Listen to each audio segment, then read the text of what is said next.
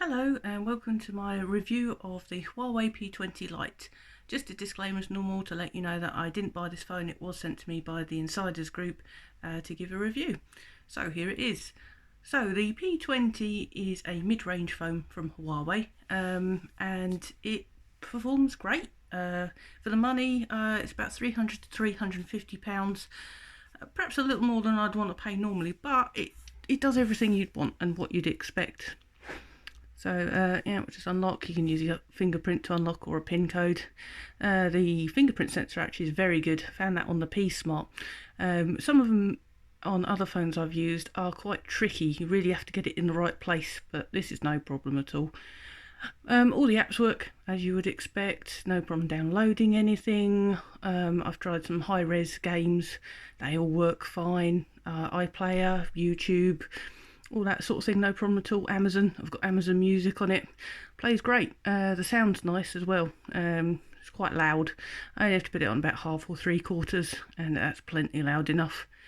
What have we got? We've got a smart switch on the Wi-Fi here. That's the other thing I was going to say. And that's great. When you go out of Wi-Fi, it will switch over to 4G. It lets you know there's a little notification, and it switches straight over, so that's quite handy.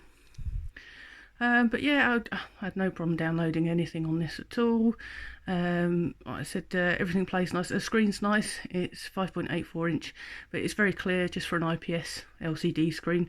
I've got a protector on it at the moment, which has taken the resolution down slightly.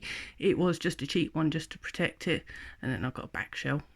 Because I'm always paranoid when I drop my phones that they will break and shatter into 1,000 pieces. The phone is fast, definitely. I think this has got the 4 gig of ROM, yes, and 64 gig of internal memory. It's plenty, really, for what I need. I've got an SD card in it as well. I think I've got 32 meg. It will support up to 256 gig. I mean, that, I don't know how you would ever fill that up.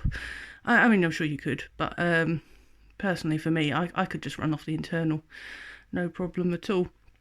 But I think what most people would be interested in is the camera. This has got a 16 and a 2 megapixel camera on the back there with a flash. Oops. I will try and get some photos up later.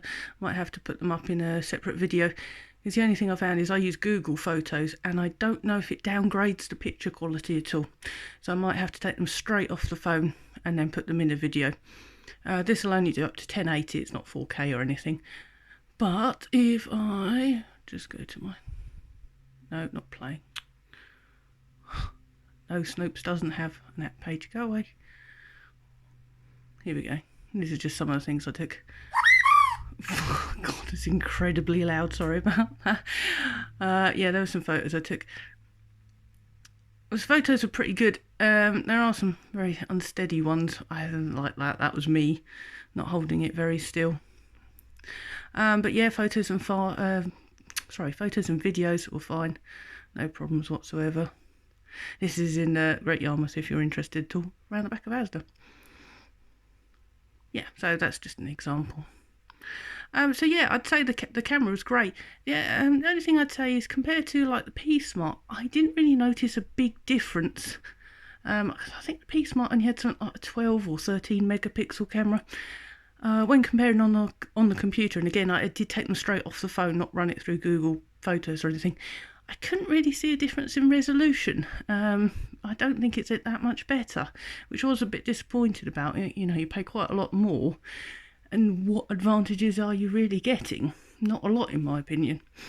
Although I would say, sorry, now just contradicting myself, where it has the USB-C port, that's brilliant.